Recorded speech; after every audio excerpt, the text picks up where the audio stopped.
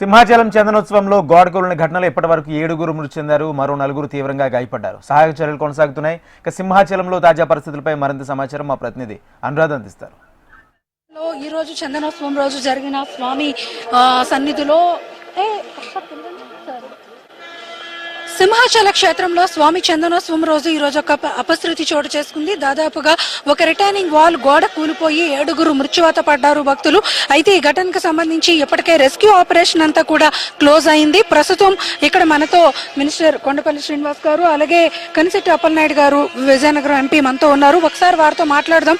ఈ rescue operation అయితే complete అయింది, కానీ ఇలాంటి దుర్ఘటన మీద వాళ్ళంతా కూడా తీవ్ర దిగ్భ్రాంతిని అయితే వ్యక్తం చేస్తున్నారు.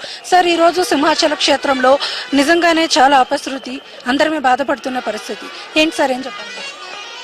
చాలా బాధాకరం. ఎందుకంటే ఈరోజు స్వామివారిని దర్శించుకోవడానికి ఈరోజు ప్రజలందరూ కూడా ఈరోజు కోసం వచ్చి వేచి ఉంచి ఈరోజు తెల్లారుజానే వచ్చి ఈ ప్రదేశంలో క్యూలో ఉండడం.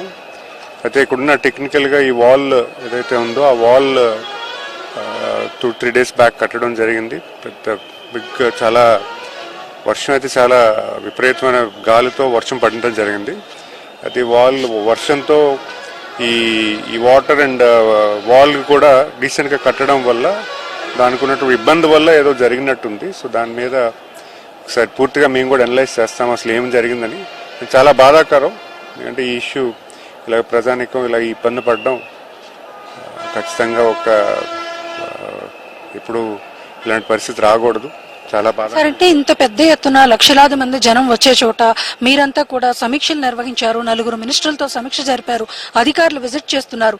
అయినప్పటికీ కూడా ఇలాంటి దుర్ఘటన జరిగింది. అంటే కేవలం నిర్మాణ పనుల మీద దృష్టి సారించలేదు, విఐపీలు, టికెట్లు ఇంతవరకు మాత్రమే ఎక్కువ ఫోకస్ చేశారన్న ఆరోపణలు వినిపించే సంఘటన జరిగిన తర్వాత సో ఏం చెప్పాలి? లేదు, విఐపీ దర్శనాలు లేవమ్మా. అసలు పాస్లు కూడా ఎవరికి ఇవ్వలేదు. చాలా లిమిటెడ్. ఎందుకంటే గతంలో ఎటువంటి పరిస్థితులు అనుకున్నా అని తెలిసి కూడా ఈరోజు పాసులు అనేవి పూర్తిగా ఎవరికి ఇవ్వలేదు. అంటే నిర్మాణ పనుల్లో లోపం ఉందంటారా? కొండవాళ్ళ ప్రాంతాల్లో నిర్మాణ పనులు కొత్తగా చేసినప్పుడు తగిన జాగ్రత్తలు తీసుకోవాల్సి ఉంటుంది. ఇలాంటి సమయంలో మీరేమో అబ్జర్వ్ చేస్తారు? మీ అబ్జర్వేషన్ వరకు నిర్మాణ లోపాలు అయితే ఉన్నాయనేది చెప్తుంది. ఖచ్చితంగా దీన్ని అనలైజ్ చేస్తాము. ఏం జరిగింది అనేది ఇప్పుడే నేను రావడం కూడా జరిగింది. సో ఖచ్చితంగా దీన్ని అనలైజ్ చేస్తే ఏం జరిగింది, ఎటువంటి పరిస్థితుల్లో ఇది ఇలా కట్టడం జరిగింది, ఎందుకు ఇలాగా కట్టడం జరిగిందో కూడా ఎంక్వైరీ చేస్తాం. సార్ చెప్పండి సార్, ఇప్పుడు మీరు ఆల్రెడీ వచ్చి విజిట్ చేశారు. ఈ పరిస్థితులు అయితే పునరావృతం కాకూడదు, ఇలాంటి దుర్ఘటనలు జరగకూడదు. ఎక్కడా కూడా ప్రజలు ప్రాణాలు పోయాయి, భక్తులు స్వామి దర్శనం కోసం వస్తే ప్రాణాలు కోల్పోయారు. ఏం చెప్పాలనుకుంటున్నారు? ఇది బాధాకరమైన విషయమేనమ్మా. దానిని గతంలో కూడా చెప్పాము. ఎందుకంటే ఇప్పుడు ఆనవాయితీ కొన్ని లక్షల మంది భక్తులు వస్తారు చందనోత్సవం అంటే. ఈ ఉత్తరాంధ్రకు వెలుపు సోమవారం లక్ష్మీనరసింహ స్వామి అంటే ఒరిస్సా నుంచి వస్తారు, ఆంధ్రప్రదేశ్ నుంచి వస్తారు. సో ఈ దురదృష్టకర సంఘటన ఇప్పుడు జరగలేదు, ఇప్పుడు జరిగింది. అయితే నిర్మాణం కూడా చూస్తున్నాం, ఇప్పుడే పరిశీలన చేస్తుంటే నిర్మాణం కూడా కొత్త నిర్మాణం జరిగింది కనుక బిఫోర్ అడ్వాన్స్గా చేయవలసిన అవసరం ఉందని కనిపిస్తుంది. సరే, ఇప్పుడు నివేదిక రావాలి, దానికోసం మనం ఏం జరిగింది ఏంటనేది ప్రాథమిక నివేదిక రావాలి, దానికోసం మాట్లాడాలి. ఇది చాలా దురదృష్టకరంగా భావించుకుంటున్నారు. అంటే అధికారులు చెప్తున్నారు, ప్రాథమిక నివేదికలో వచ్చిన రిపోర్ట్ ప్రకారం ఎక్కువ శాతం ఒకేసారి రెయిన్ వాటర్ డిప్ అయింది, దాంతో ఇక్కడ సాయిల్ లూజ్ అయిపోయి ఈ ఘటన జరిగి ఉండొచ్చు అని అంటున్నారు. అంటే ఇవన్నీ ముందే అంచనా వేయాలి కదా? సహజంగా ఉంటది ఇప్పుడు, ఎందుకంటే కొండ ప్రాంతం కనుక వర్షం పడడం, గాలి కూడా వచ్చింది, మరి గోడ కూడా కొత్త కన్స్ట్రక్షన్ అయింది కనుక సహజంగా ఉంటుంది. ఏదైనా సరే ఒక నివేదిక వచ్చిన తర్వాత దీనికి ఏంటి లోపం, ఏం జరిగింది, దీనికి కన్స్ట్రక్షన్ ఏంటి, దీనికి ఎంత మెజర్మెంట్లా చేశారు, ఇవన్నీ కూడా ఒక నివేదిక వస్తాము. వచ్చిన తర్వాత ఖచ్చితంగా ప్రభుత్వం అయితే మాత్రం దీని మీద ఒక నివేదిక తీసుకొచ్చి ఏం జరిగింది మాత్రం దర్యాప్తు మాత్రం ఉంటుంది మేడం. Thank you.